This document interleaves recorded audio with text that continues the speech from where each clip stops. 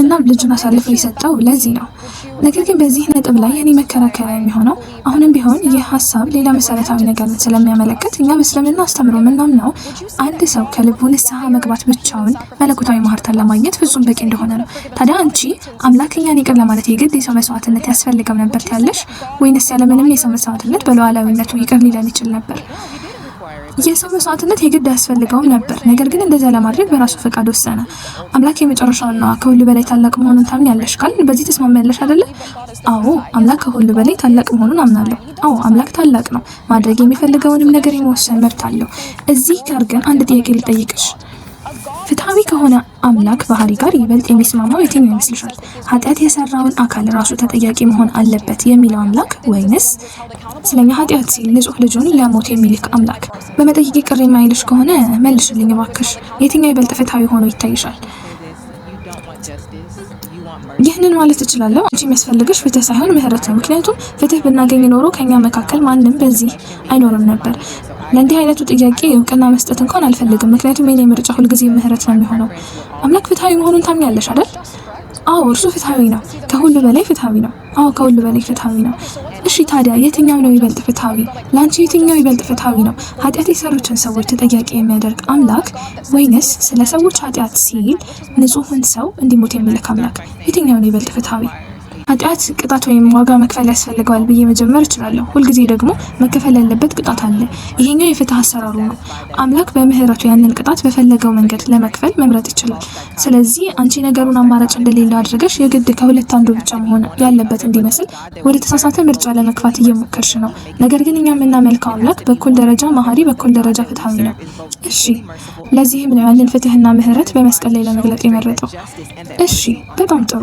ወደ እናንተ መምጣት ፈልጋለሁ። ነገር ግን ለዚህ ንግግር ምላሽ ልስጥ። እናንተ እያላችሁ ያላችሁት አምላክ ማንኛውንም መንገድ የመምረጥ አቅም አለው ነው። ነገር ግን እኔ እየጠየቅኩ ያለሁት የትኛው አማራጭ ነው ከሁሉ በላይ ፍትሃዊ የሆነው?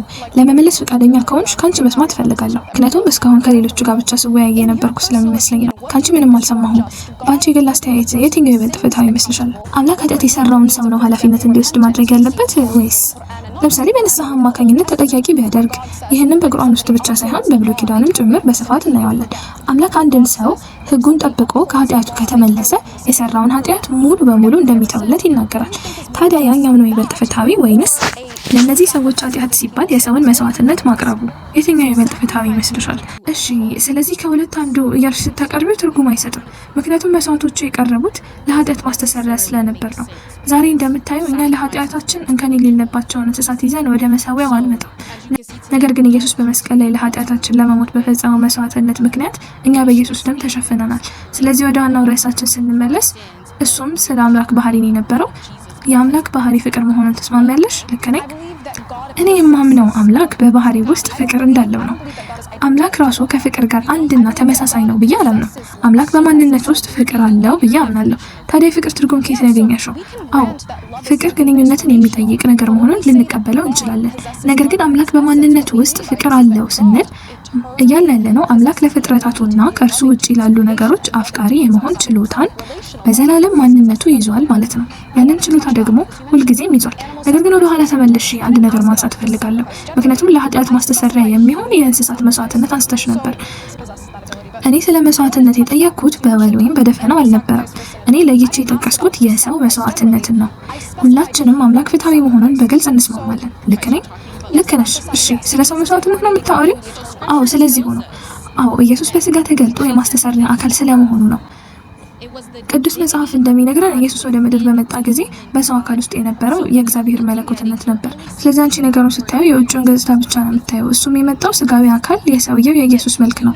ነገር ግን እኛ አካል ነፍስና መንፈስ መሆናችንን ታውቂያለሽ። ልክ ነሽ። ስለዚህ ስለ አምላክ ስታስቢ አምላክ በመስቀል ላይ ሊፈጽም የመጣውን ዓላማ ለማሳካት እንደ መተላለፊያ በሆነው በስጋዊ አካል መጣ ማለት ነው። እሺ ጥሩ። አብ ሙሉ በሙሉ ፍጹምና ንጹህ እንከንም የሌለበት የሆነውን ልጁን እንደ ሰው አድርጎ እንደላከው ታምናላችሁ። ልክ ነኝ? አዎ።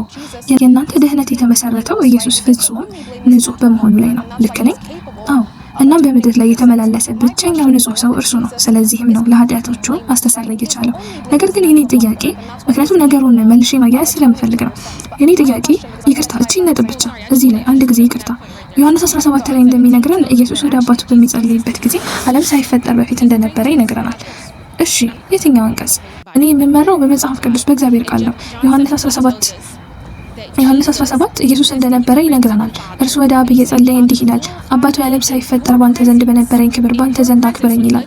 ይህም ኢየሱስ ከአባቱ መገኘት ውጪ ምንም ነገር እንደማያደርግ ያሳይሻል። ዓለም ሳይፈጠር ካንተ ጋር በነበረኝ ክብር ይላል። ይህም ማለት ዓለም ከመፈጠሩ በፊት ኢየሱስ ነበር ማለት ነው። ከዚያም በአካል መጣ። እሺ ጥሩ። እሱም የተላከበትና ያስታረቅበት የተለየ ተልእኮ ነበረ። እሺ እኔ ለዚህ ምላሽ መስጠት እፈልጋለሁ።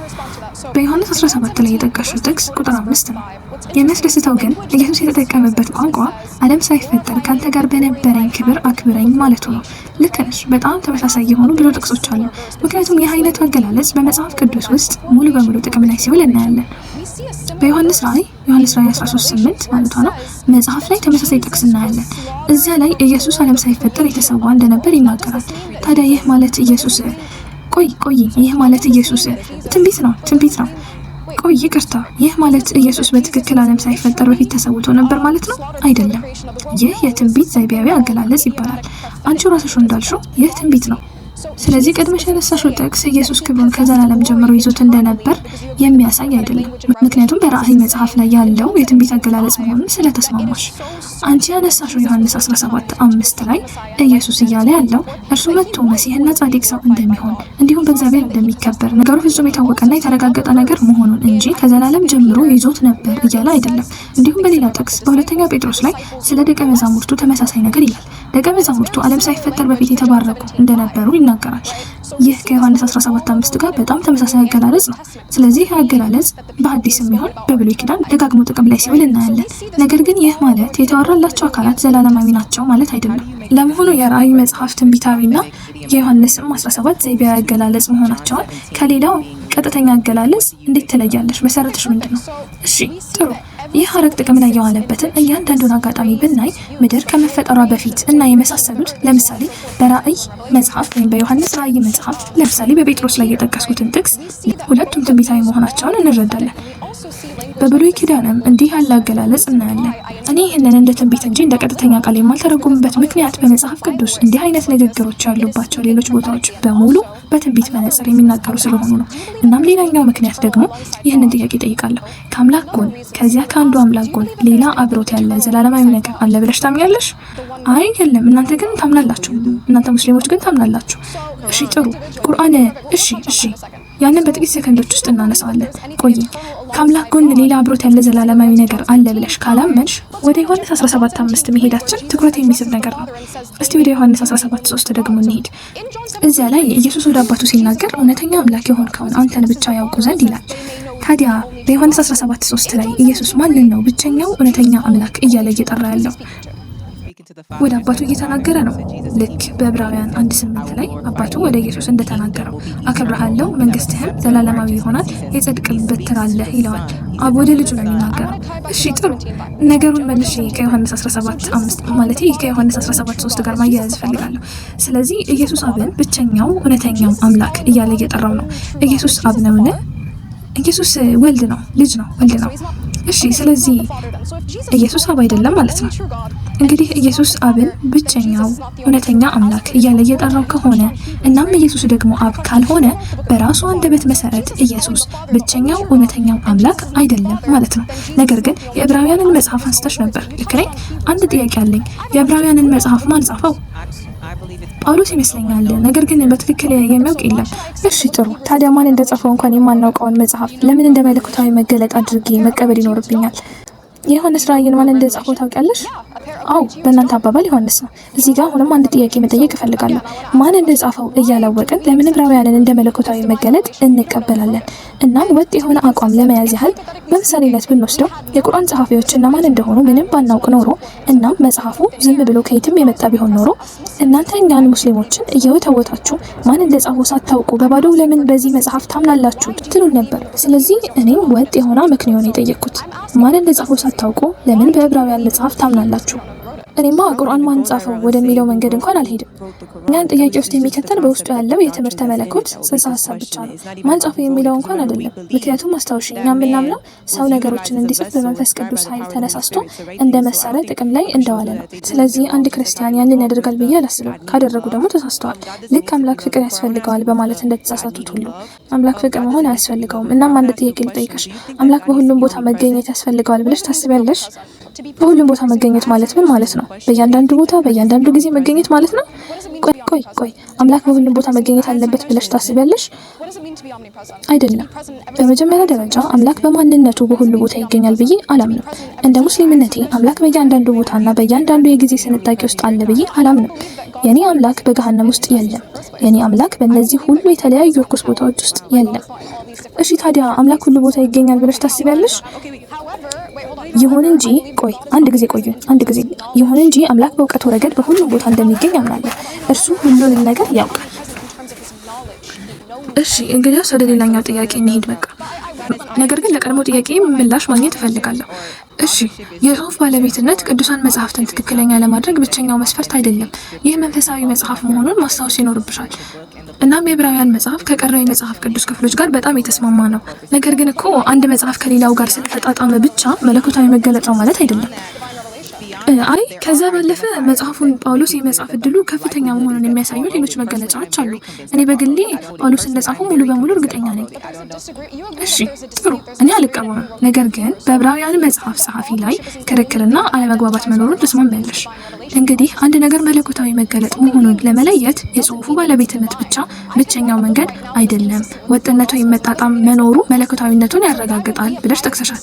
ነገር ግን አንድ ነገር ወጥ ስለሆነ ብቻ መለኮታዊ ነው ማለት አይደለም።